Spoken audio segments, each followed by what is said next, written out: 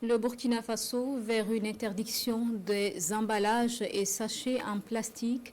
C'est une décision du dernier Conseil des ministres. Elle vise donc à corriger les insuffisances de la loi 017 portant donc interdiction de la production, de l'importation, de la commercialisation et de la distribution des emballages et sachets plastiques non biodégradables.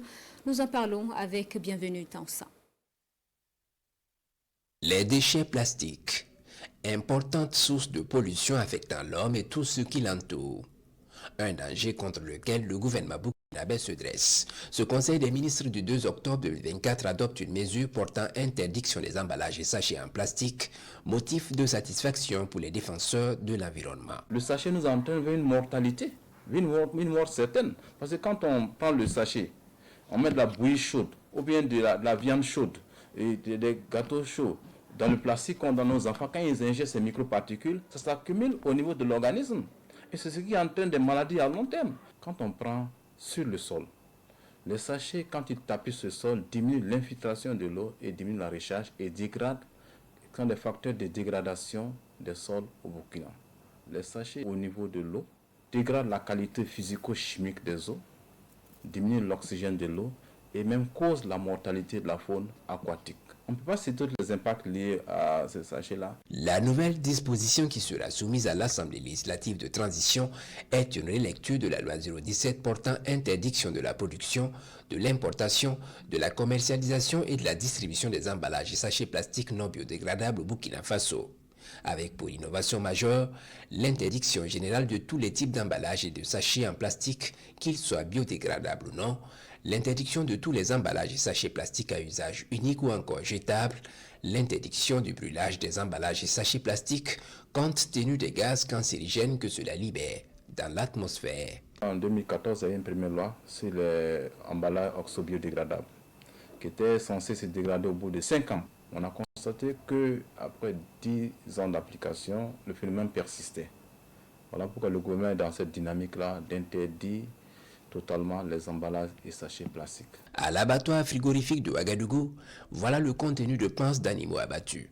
Une grande présence de sachets plastiques, ce qui n'est pas sans conséquence sur le coût de production. Effectivement, on a assez de difficultés liées à la présence de ces sachets plastiques-là dans l'abdomen des animaux, puisque notre travail consistant à préparer de la viande saine pour la population, il se trouve qu'au niveau des panses, on retrouve pour la plupart des animaux abattus des sachets plastiques dans les panses.